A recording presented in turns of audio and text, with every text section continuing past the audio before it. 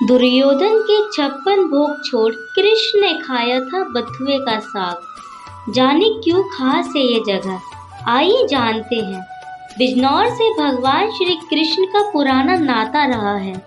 ऐसी मान्यताएं हैं कि बिजनौर में महात्मा विदुर की कुटिया में कृष्ण ने दुर्योधन के 56 भोग त्याग कर बथुए का साग खाया था।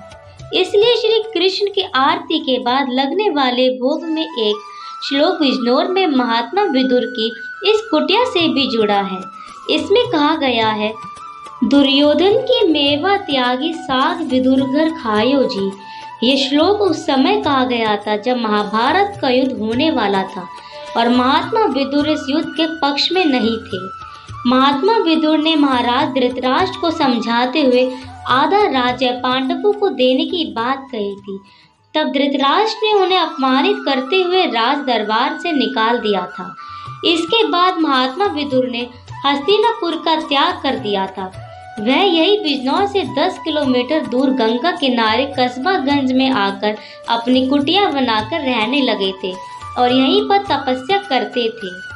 बाद में जब श्री कृष्ण पांडवों के दूत बनकर दुर्योधन को समझाने आए थे कि वह युद्ध को टाल दे, लेकिन दुर्योधन ने समझौते का प्रस्ताव ठुकरा दिया और इससे नाराज होकर कृष्ण ने दुर्योधन के 56 भोग को त्याग करते हुए हस्तिनापुर से विदुर कुटिया में आकर बथुए का साग खाया था।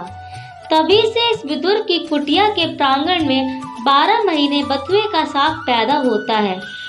अब यह कुटिया एक विशाल मंदिर का रूप ले चुकी है। इस मंदिर का निर्माण 1960 में हुआ था और उस समय राष्ट्रपति रहे राजेंद्र प्रसाद ने मंदिर के अंदर महात्मा विदुर की भव्य मूर्ति का अनावरण किया था। आज इस मंदिर को पर्यटन के रूप में विकसित किया जा रहा है। इसे सजाने संवारने का काम जोर शोर से चल रहा है। यहाँ पर वृद्ध आश्रम का काम लगभग पूरा हो चुका है। दीवारों पर पेंटिंग बनाई जा रही है। मंदिरों को केसरिया रंग से रंगा जा रहा है और यहाँ आयुर्वेदिक संस्थान का निर्माण कार्य भी चल रहा है। मंदिर में वृक्ष वाटिका की स्थापना भी की जा रही है।